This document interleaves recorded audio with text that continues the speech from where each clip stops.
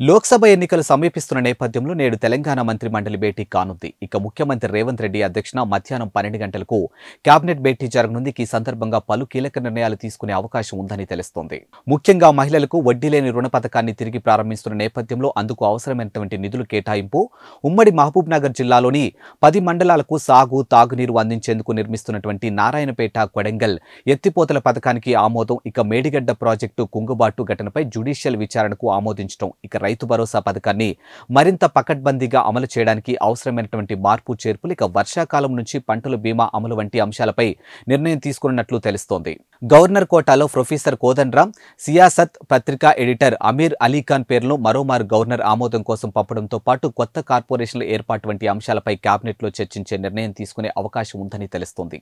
అలాగే ప్రభుత్వ ఉద్యోగాల పెండింగ్ డిఏలపై నిర్ణయం తీసుకోనున్నారు. కాగా నేటి సాయంత్రం 4:30 గంటలకు సికింద్రాబాద్ పరేడ్ గ్రౌండ్స్ లో ప్రభుత్వం భారీ మహిళా సదస్సు నిర్వహిస్తుంది. ఇందులో మహిళలకు జీరో వడ్డీ, స్వయం సహాయక సంఘాలకు బీమా కల్పన వంటి వాటిపైన ప్రకటన చేసే అవకాశం ఉంది.